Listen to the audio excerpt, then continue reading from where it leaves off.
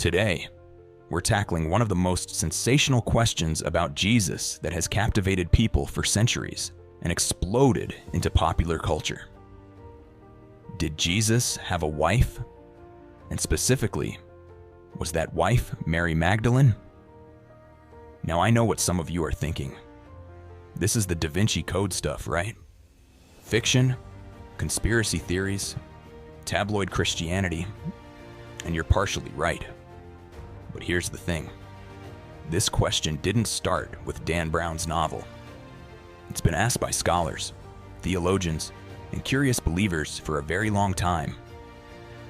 And the reasons people ask it are actually more interesting than you might think. So let's dive in. We're going to look at the historical evidence, examine the controversial texts, explore why this theory became so popular, and ultimately answer the question: is there any real basis for believing Jesus was married to Mary Magdalene? The historical case. Let's start with what we know historically about marriage in first century Judaism. Jewish men were expected to marry. It was considered a religious duty. Rabbis taught that an unmarried man was incomplete. By the time a Jewish man reached his 30s, which is roughly how old Jesus was during his ministry, being unmarried would have been unusual enough to comment on. And here's something interesting. None of the Gospels ever mention Jesus being unmarried. They don't say he was married either, but they also don't explicitly state he was single. For something that would have been so unusual in that culture, you'd think someone would have mentioned it if he deliberately remained celibate. Paul, writing in the 50s AD, just 20 years after Jesus' death, talks about the apostles traveling with their wives, specifically mentioning Peter. He also mentions the brothers of the Lord traveling with their wives. But when Paul discusses remaining unmarried for the sake of ministry, he never once says, "Like Jesus, I remain unmarried." He uses himself as the example, not Jesus. So does this silence prove Jesus was married? Not at all. Silence proves nothing. But it does mean we can't definitively say from the biblical text alone that Jesus was unmarried. Enter Mary Magdalene. Now, who was Mary Magdalene? This is where centuries of confusion have obscured a remarkable woman. First, let's be absolutely clear. Mary Magdalene was not a prostitute. This is perhaps the biggest misconception in Christianity. The Bible never, not once, calls her a prostitute.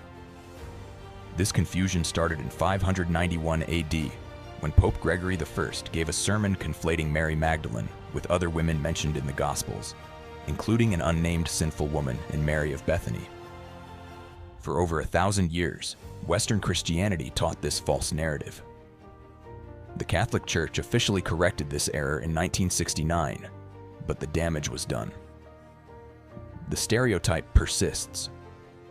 So who was she, really? Mary Magdalene was actually one of Jesus' most important followers. All 4 Gospels mention her, and she appears more prominently than most of the male disciples. Luke tells us Jesus cast 7 demons out of her, and afterward, she became one of the women who supported his ministry financially. This means she had resources, she had means, she wasn't some destitute outcast. More significantly, all 4 Gospels identify Mary Magdalene as the first witness to the resurrection. In John's Gospel, the resurrected Jesus appears to her first, speaks her name, and commissions her to tell the disciples. Early church fathers called her the Apostle to the Apostles. She was clearly a leader in the early Christian movement. The Gnostic Gospels. Here's where things get interesting and controversial. In 1945, a collection of ancient texts was discovered in Nag Hammadi, Egypt. These texts, written in Coptic, included several so-called Gnostic Gospels, documents written by early Christian groups with different theological views than what became Orthodox Christianity. 3 of these texts mention a special relationship between Jesus and Mary Magdalene: the Gospel of Philip, the Gospel of Mary, and the Dialogue of the Savior. let me read you the most controversial passage from the Gospel of Philip. The companion of the Savior is Mary Magdalene. Christ loved her more than all the disciples and used to kiss her, often on her mouth. The rest of the disciples were offended by it and expressed disapproval. They said to him, "Why do you love her more than all of us?" Now, before we go further, there's something crucial you need to know. The manuscript is damaged at the exact point where it describes where Jesus kissed Mary. The word mouth is a scholarly reconstruction. It could say mouth, it could say cheek, it could say forehead. We don't actually know, but even if it did say mouth, does this prove marriage? Not necessarily. In early Christian and Jewish culture, a kiss was a common greeting, a sign of fellowship. Paul tells Christians to greet one another with a holy kiss in his letters. It doesn't automatically imply romantic or sexual relationship. The Gospel of Mary, meanwhile, portrays Mary Magdalene as having special knowledge and understanding that Jesus gave her. Peter and other disciples are jealous of her authority. But again, special spiritual knowledge doesn't equal marriage. The dating problem. Here's the critical issue with using these Gnostic texts as evidence. They were written much later than the canonical Gospels. The Gospel of Philip dates to the 3rd century, over 200 years after Jesus. The Gospel of Mary probably dates to the 2nd century, at least 100 years after Jesus. Compare this to the canonical Gospels. Mark was written around 65 to 70 AD, Matthew and Luke in the 80s, John in the 90s. These are 35 to 65 years after Jesus, written when eyewitnesses were still alive or had recently died.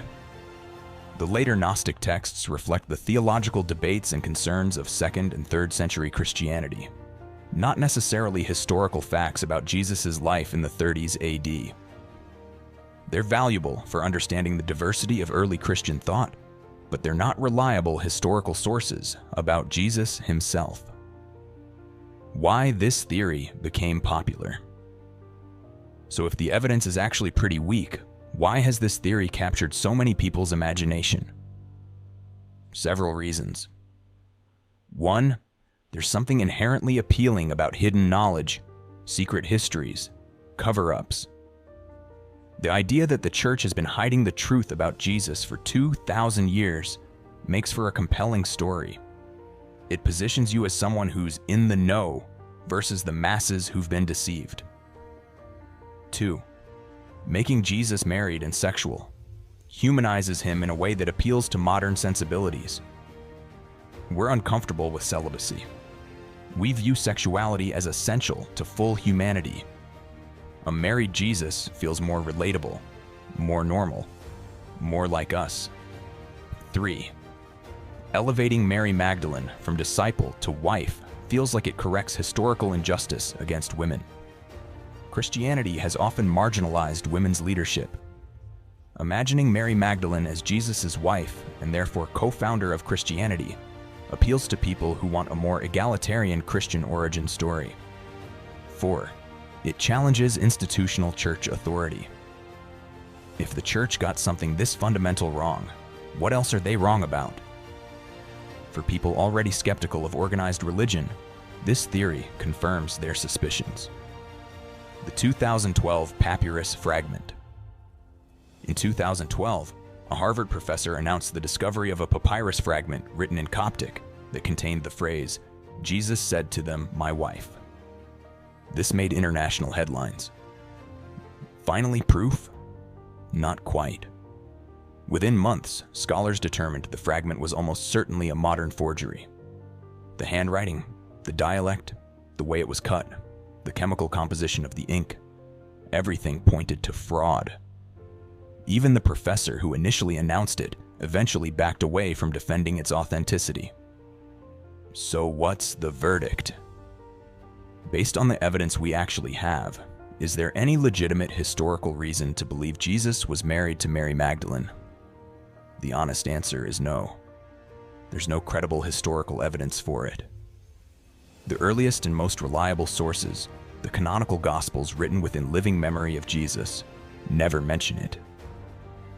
The later Gnostic texts that hint at a special relationship are too late and too theologically motivated to be reliable historical sources. Every supposed piece of physical evidence has been either debunked or is far too ambiguous to build a case on. Does this definitively prove Jesus wasn't married? No, you can't prove a negative. It's possible Jesus was married and every single source just failed to mention it. But that seems unlikely given how thoroughly documented his life and teachings were by his followers. Why it matters? Here's the deeper question. Why does this matter so much to people? If Jesus was married, would that change Christianity? For some Christians, yes. They believe Jesus' celibacy is theologically important, that it demonstrates his total devotion to his mission and his identification with our suffering.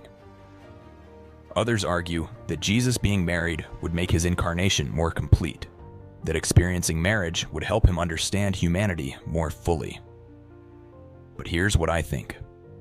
The question reveals what we want Jesus to be. Do we want a Jesus who's more human, more like us? Someone who experienced romantic love and sexuality? Or do we want a Jesus who's set apart, who sacrificed normal human experiences for a higher calling? The historical evidence points to the latter. But the fact that so many people prefer the former tells us something about our culture, our values, and what we think makes someone fully human. Mary Magdalene deserves better than to be reduced to Jesus' wife in a conspiracy theory. She was a powerful leader, a faithful disciple, the first witness to Christianity's central miracle. That's remarkable enough without adding speculation. Thanks for watching this investigation. What's your take? Does it matter if Jesus was married? Let me know in the comments. Don't forget to subscribe, and I'll see you next time.